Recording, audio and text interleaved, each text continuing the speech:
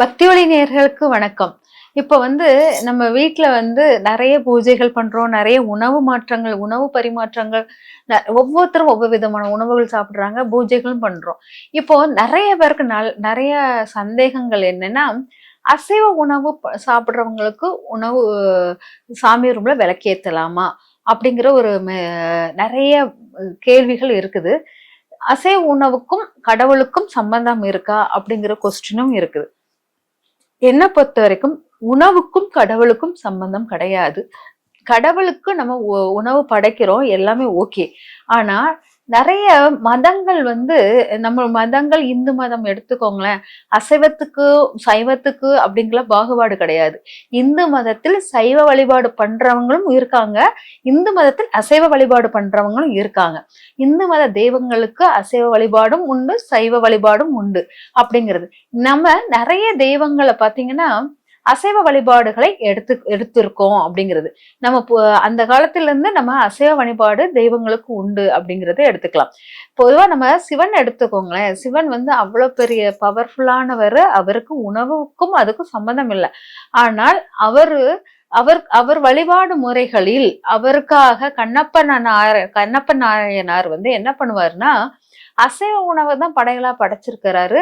தன் கண்ணை தோண்டி கொடுக்கிற அளவுக்கு அசைவத்தை அவ்வளவு கடவுள் மேல பக்தியினால தன் கொடுக்கும் உணவினுடைய தரத்தை கூட தெரியாமல் கடவுள் மேல் அதீத பக்தியை கொண்டு அவர் அந்த உணவை படைச்சார்.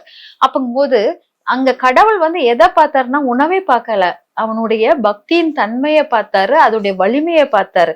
இதுதான் நம்ம கடவுளை வேண்டுற முறை.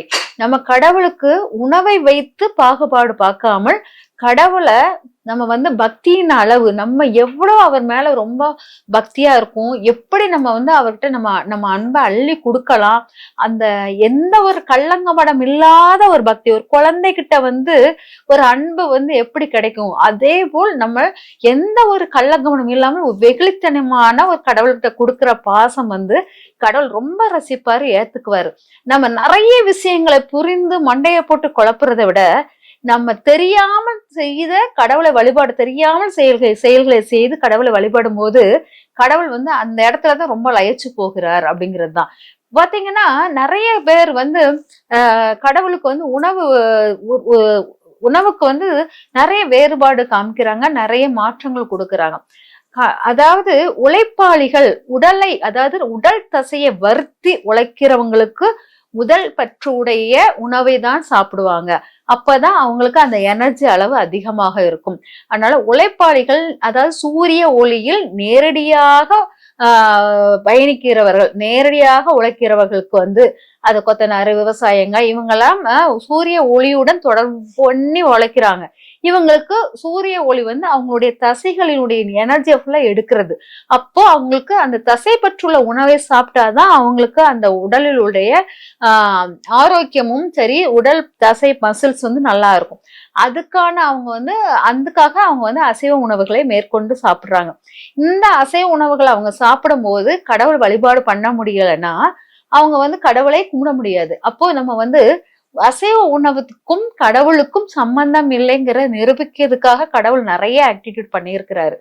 ஆனால் நம்ம அதெல்லாம் உள்நோக்கவே இல்லை.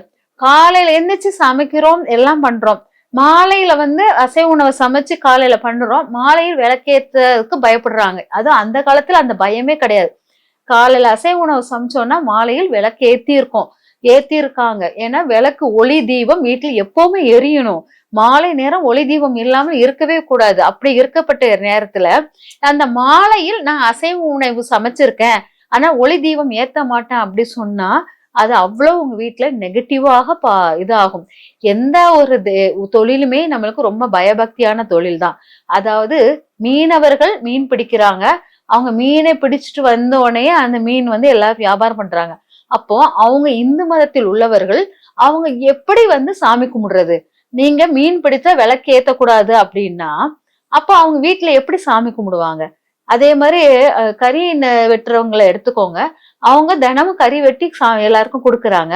அவங்க சாமி கும்பிட முடியாது இல்லையா? அசைவ உணவு வெட்டி கொடுக்கறதுனால அவங்க வீட்டுல சாமி கும்பிட முடியாது. இந்த மாதிரி சில தொழில் பண்றவங்களுக்கு விளக்கேத்த முடியாது அப்படிங்கிறது இருந்துச்சுன்னா யாருமே சாமி கும்பிடுறதுக்கு தகுதிகளை நிர்ணயம் பண்ணி நம்ம எடுக்கும் போது நம்ம இந்து மதத்தின் அழிவுகள் கோட்பாடுகள் எல்லாமே இதாகுது. முதல்ல உணவை வைத்து உணவு சாப்பிடுறத வைத்து இது பண்ணாதீங்க.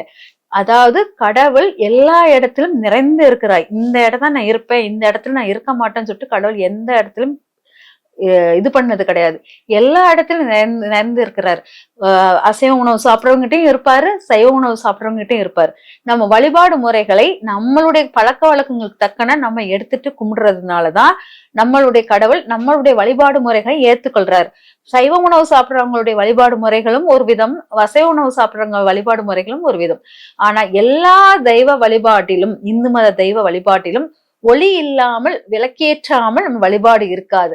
அதனால விளக்குங்கிறது பொதுவானது. அசைவ சாப்பிட்றவங்களும் சைவ சாப்பிட்றவங்களுக்கும் விளக்கு ஏற்றுதல் மிக பொதுவான விஷயம். அந்த பொதுவான விஷயத்தை எல்லாருமே பண்ணலாம். நான் இன்னைக்கு கறி எடுத்திருக்கேன், ஆனா நான் விளக்கேற்ற மாட்டேன்னு சொல்றது மிக தவறு. கறி எடுத்தாலும் அன்னைக்கு விளக்கேற்று சாமி கும்பிடலாம். கறி எடுத்து நம்ம இப்ப பூஜை பண்றோம், பூஜை பண்ணி வீட்டுல எல்லாத்தையும் காமிப்போம். அதே போல் சாமி நம்ம கிச்சன்லயும் நம்ம அரிசி பட்டி எல்லாத்துலயும் காமிப்போம். அதே மாதிரி பீரோ லாக்கர்ல எல்லாம் நம்ம தீபத்தை, கற்பூர தீபத்தை காமிப்போம். அப்படி காமிக்க வரும்போது அன்னைக்கு அங்க அசைவம் இருந்துச்சுன்னா, ஐயோ நான் அந்த தீபத்தை அங்க எடுத்துட்டு வர முடியாது அப்படிலாம் நினைக்காதீங்க. அது காமிக்கலாம், எதுவும் தவறு இல்லை. ஏன்னா கற்பூர தீபத்தை எந்த இடத்துலயும் நம்மளுடைய கண்டிஸ்டியை போக்கக்கூடிய ரொம்ப சக்தி வாய்ந்த கற்பூர தீபத்தில் இருக்கிறது. அப்போ வீட்டில் உள்ள தோஷத்தை, அதாவது கற்பூர தீபத்தை ஏத்தி வீட்டுல எல்லா பக்கம் எல்லா ரூம்லயும் காமிக்கும்போது நம்ம தோஷ நிவாரணம் ஆகும், கெட்டது வெளியே போகும். நீங்க அசைவ உணவு சாப்பிட்டு உங்களுக்கு நெகட்டிவான எண்ணங்கள் தாட் வந்தா கூட அந்த கற்பூர தீபம் அதை அழித்து விடும். அதனால அசைவ உணவு சாப்பிட்டு அன்னைக்கு கற்பூர தீபம் காட்டக்கூடாதுன்னா இல்ல, கற்பூர தீபம் காட்டலாம், விளக்கு ஏற்றலாம். ஏன்னா அது உங்களுடைய நெகட்டிவ்ங்களை ஃபுல்லா அதை எடுத்துட்டு நல்ல குடும்ப சூழ்நிலையை உருவாக்கக்கூடிய ஒரு தன்மையை கொடுக்கும். அதனால உணவுக்கும் தெய்வத்துக்கும் சம்மதம் கிடையாது. விளக்கேற்றுவதனால் அசைவ உணவு சமைச்சிட்டு விளக்கேற்றுனா நமக்கு பாவம் சேர அதுவும் கிடையாது. உங்களுடைய தீண்டாமைங்கிறது அந்த காலத்தில் நீங்க கோயிலுக்கு குளிக்காம வரக்கூடாது, நான்வெஜ் சாப்பிட்டு வரக்கூடாது அப்படி சொல்லிட்டு ஒரு தீண்டாமையை விதிச்சு வச்சிருந்தாங்க. அந்த தீண்டாமையை அழிக்க போரிட்டு எல்லாரும் கோயிலுக்கு போக தகுதி பெற்றுட்டோம். ஆனால் உங்களுக்குள்ளேயே உங்களுக்கு நீங்களே ஒரு தீண்டாமையை விதிச்சு வச்சிருக்கீங்க. அது யாருன்னா இந்த யூடியூப்ல சொல்றாங்க இல்லையா, ஐயோ அசைவ உணவு சாப்பிட்டீங்க, நீங்க இது சாப்பிடாதீங்க, விளக்கேற்றாதீங்க அப்படின்னு சொல்லிட்டு ஒவ்வொருத்தருமே இந்த அசைவ உணவுக்கு பயங்கர எதிரி மாதிரி இருக்கீங்க. அது ரொம்ப பெரிய தவறு. அசைவ உணவுகளை நீங்க வெறுக்கிறது என்னன்னா ஒவ்வொரு உயிரினங்களையும் அழிக்கிறது சமம். ஒரு கோழியை வளர்த்தீங்கன்னா அந்த கோழி அந்த கோழியுடைய வம்சம் இருக்குதுன்னா நீங்க உணவு திங்க போய் தான் அந்த கோழியுடைய நீங்க வளர்க்கவே ஆரம்பிக்கீங்க. ஆடு மாடு எல்லாமே அந்த உணவினால் வரக்கூடிய உற்பத்திகள். மாடு விவசாயத்துக்காக இருக்கலாம், ஆனா ஆடு கோழி எல்லாம் உணவுக்காகவே படைக்கப்பட்ட ஒரு விஷயமாக மாறுவதனால் அது நீங்க உட்கொள்ளணும்னா எல்லாம் சைவத்துல மாறணும்னா அதோடைய இனப்பெருக்கமே இல்லாமல் அது அழிவுக்கு நோக்கி போய்கிட்டே இருக்கும். நிறைய பாத்தீங்கன்னா நம்ம எதை பயன்பாட்டில் இல்லையோ அது அழிவை நோக்கி போகிறது அப்படிங்கறத நம்ம எடுத்துக்கலாம். அதனால அழிவை நோக்கி போகாமல் சில விஷயங்கள் நம்ம வீட்டுல இருக்குன்னா அதை நம்ம எடுப்பதில் தவறு இல்லை. கடவுள் உணவு சங்கிலி முறைன்னு ஒன்று நமக்கு ஏற்படுத்தியதே இதனாலதான். அந்த உணவு சங்கிலி முறையே பிரேக் பண்ற யாராலும் முடியாது, பிரேக்கும் பண்ணக்கூடாது. அதனால் உணவு உட்கொள்றத வைத்து ஒருத்தருடைய தகுதியவோ ஒருத்தருடைய சாமி கும்பிடுறதுடைய தரத்தையோ பிரிக்க கூடாது. உணவுக்கும் ஒருத்தருடைய கடவுள் வழிபாடு முறைக்கும் நிறைய வேறுபாடு உண்டு. அதாவது ஒருத்தர் சாமியை இதயத்திலே கோயில் கட்டி படுத்துக்கொண்டே இதயத்தில் கோயில் கட்டி வழிபாடு பண்ணினாரு அப்படிங்கிறதும் உண்டு. அப்போ அங்க இதயத்துக்குள்ளேயே இடம் கொடுத்து இதயத்தில் கோயில் கட்டி அவர் வாழ்ந்திருக்காருன்னா அவருடைய கோயிலும் அற்புத சக்தி வாய்ந்ததாக இருக்கும். அந்த இதயமும் தசைகள் நிறைந்த இதயத்துக்குள்ளதான் அவர் கட்டி இருக்கிறாரு. அப்படிங்கும் போது இங்க நிறைய தெய்வங்கள், பிள்ளைக்கரை சாப்பிட்ட தெய்வங்களும் உண்டு. அதனால் இங்க நிறைய தெய்வங்கள்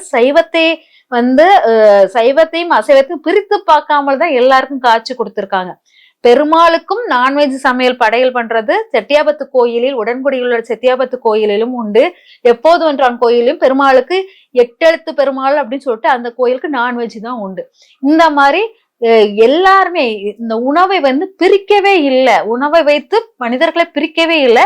அதுபோல் நீங்க உங்க வீட்டுல இவங்க சொல்றாங்கன்னு சொல்லிட்டு உங்க வீட்டுல அசைவ உணவை சமைக்காமல் கடவுளுக்காக வாழ்கிறேன் அப்படின்னு சொல்லிட்டு வாழ்றது ஓகே.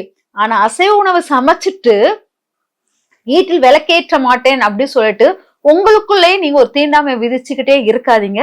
உணவையும் அதையும் பிரிச்சு பார்க்காதீங்க. கடவுளை மனசு ஃபுல்லா நிறைச்சு வைங்க. கண்ணப்பர் நாயனார் மாதிரி அவ்வளவு நிறைவா வச்சுக்கோங்க.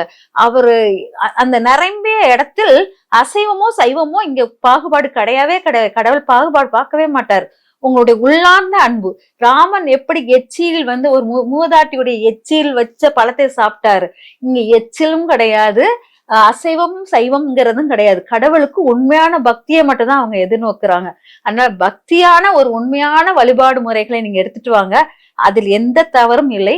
உங்களை நீங்களே ஒரு கட்டுப்பாடு விடுச்சு உங்க வீட்டுக்குள்ளேயே நீங்களே தீண்டாமை உருவாக்க இங்க நிறைய பேர் புதுசா கிளம்பி இருக்காங்க. அந்த தீண்டாமை நீங்க எடுத்துட்டு வராதீங்க. உங்களை நீங்களே பாருங்க. உங்களுடைய வீட்டில் உள்ள சாமி ரூம் உங்களுக்கானது. அது நீங்க தான் அழகா வழிபாடு பண்ணணும். அது எந்த நேரத்திலும் வழிபாடு பண்ணலாம், எப்பனாலும் வழிபாடு பண்ணலாம்.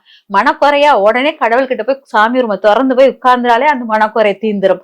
அவ்வளவு வலிமை அந்த சாமி ரூமுக்கு இருக்குது. அது நீங்க அசைவ உணவுனாலும் சைவ உணாலும் அது மாறாது. விளக்கேற்றும் ஒளியின் அளவு அதிகமாக இருக்கணும். எவ்வளவு நாள் விளக்கேத்திக்கிட்டே இருக்கீங்க இந்த வீட்டுல, இந்த ஒளியின் தத்துவம் எவ்வளவு இந்த உங்க வீட்டை நிரப்பி இருக்குது. அதுதான் மிக முக்கியம். இந்த உணவினால் உங்களுடைய ஒளி தத்துவத்தை மாற்ற முடியாது. அதை புரிஞ்சுக்கோங்க. மீண்டும் சந்திக்கலாம். நன்றி, வணக்கம்.